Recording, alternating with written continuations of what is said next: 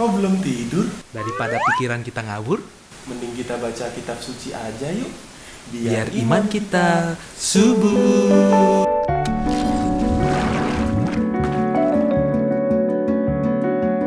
Bapak, Ibu, dan saudara-saudari sekalian, marilah kita mendengarkan firman Tuhan untuk esok hari, Kamis Pekan Biasa ke-16. Bacaan Injil diambil dari Injil Matius bab 13 ayat 10 sampai 17. Setelah Yesus menceritakan perumpamaan tentang seorang penabur, murid-muridnya bertanya kepadanya, "Mengapakah engkau mengajar mereka dengan perumpamaan?" Jawab Yesus, "Kalian diberi karunia mengetahui rahasia kerajaan surga, tetapi orang-orang lain tidak. Karena barang siapa mempunyai akan diberi lagi, tetapi barang siapa tidak mempunyai, maka apapun yang ada padanya akan diambil. Itulah sebabnya aku mengajar mereka dengan perumpamaan, karena biarpun melihat mereka tidak tahu, biarpun mendengar mereka tidak menangkap dan tidak mengerti. Maka pada mereka genaplah nubuat Nabi Yesaya yang berbunyi, kalian akan mendengar dan mendengar lagi, namun tidak mengerti. Kalian akan melihat dan melihat lagi, namun tidak menanggap. Sebab hati bangsa ini telah bebal, dan matanya melekat tertutup, agar jangan mereka melihat dengan matanya, dan mendengar dengan telinganya, dan mengerti dengan hatinya, lalu berbalik sehingga kusembuhkan. Akan tetapi berbahagialah mata kalian sebab melihat, berbahagialah telinga kalian sebab mendengar. Sebab aku berkata kepadamu, sesungguhnya banyak nabi dan orang benar ingin melihat apa yang kalian lihat, tetapi tidak melihatnya, dan ingin mendengar apa yang kalian dengar, tetapi tidak mendengar.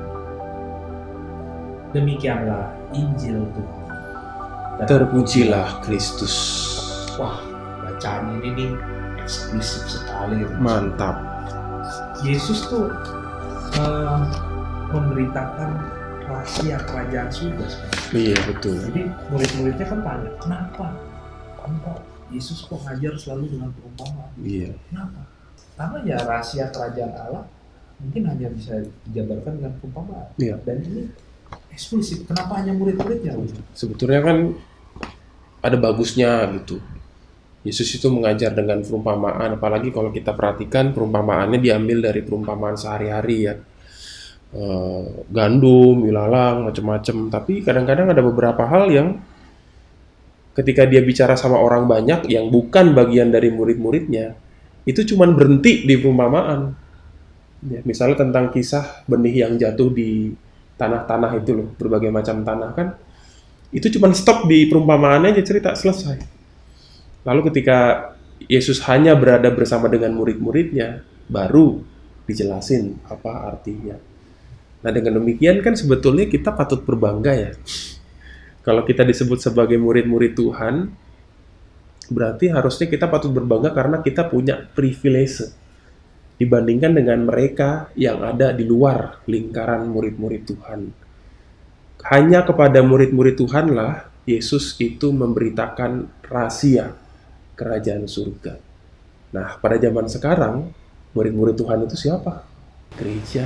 Gereja Katolik terutama. Maka kalau dihubungkan dengan bacaan Injil hari besok ya, rahasia kerajaan Allah itu hanya ada di dalam gereja. Kalau kita tetap berada di dalam gereja, rahasia itu mungkin didengar oleh orang-orang di luar gereja, mungkin di luar komunitas kita, tapi mereka cuma mendengar. Emang mereka ngerti? Belum tentu.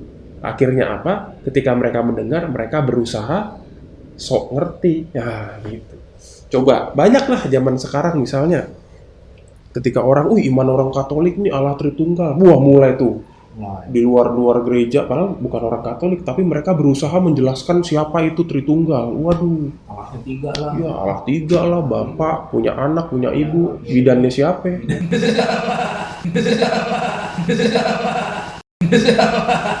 Lain ini mana? Kan kagak masuk akal gitu. Orang yang tidak berada di dalam lingkaran berusaha mau menjelaskan rahasia yang hanya ada di dalam lingkaran.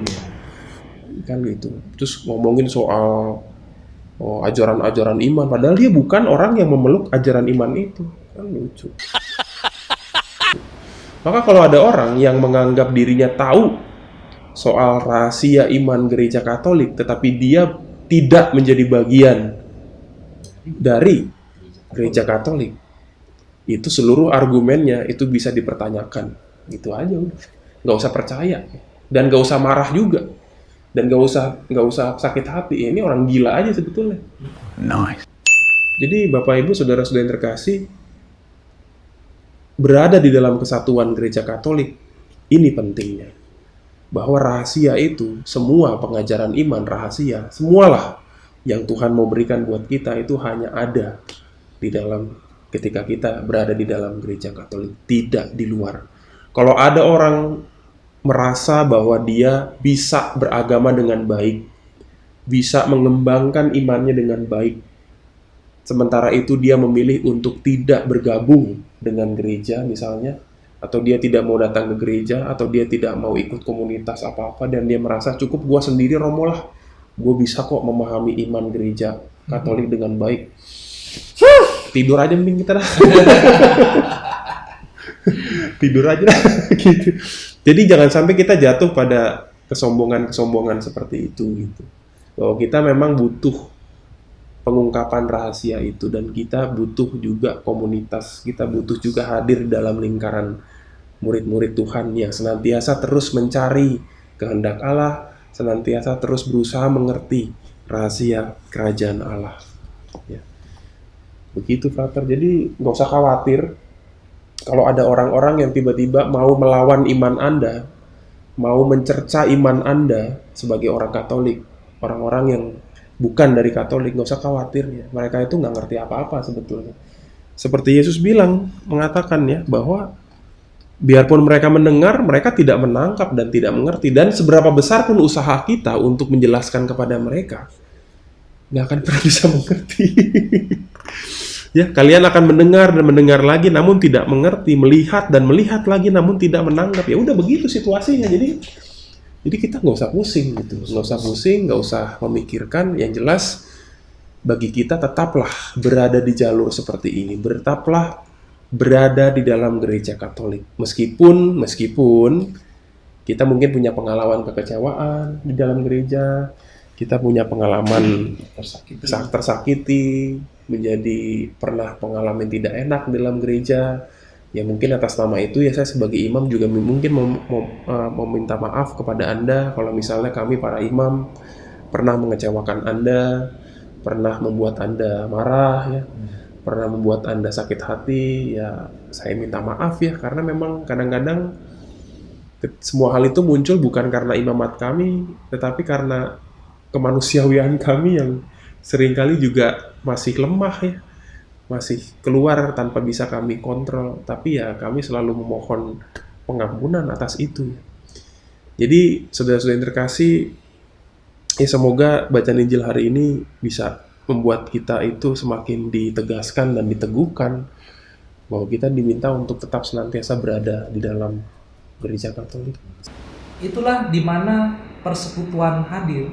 Di mana ada persekutuan, disitulah iman kita semakin bertumbuh. Dan kita mengalami sendiri kerajaan Allah yang tumbuh dalam hidup kita, dalam pengalaman harian. Maka kita bisa bertanya pada malam hari ini, bagaimana kerajaan Allah itu tumbuh dalam hatiku selama hari ini. Semoga kita bisa mempersembahkan pengalaman kita dan mensyukurinya di hadapan Tuhan. Mari kita hening sejenak.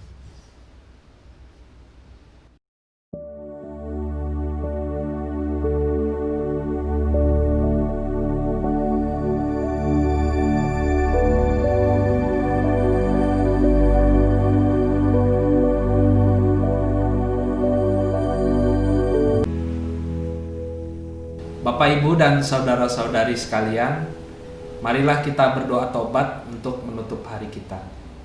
Dalam nama Bapa dan Putra dan Roh Kudus. Amin. Allah yang Maha Rahim, aku menyesal atas dosa-dosaku. Aku sungguh patut Engkau hukum, terutama karena aku telah tidak setia kepada Engkau yang Maha Pengasih dan Maha Baik bagiku. Aku benci akan segala dosaku dan berjanji dengan pertolongan rahmat-Mu hendak memperbaiki hidupku dan tidak akan berbuat dosa lagi. Allah yang Maha Murah, ampunilah aku orang berdosa.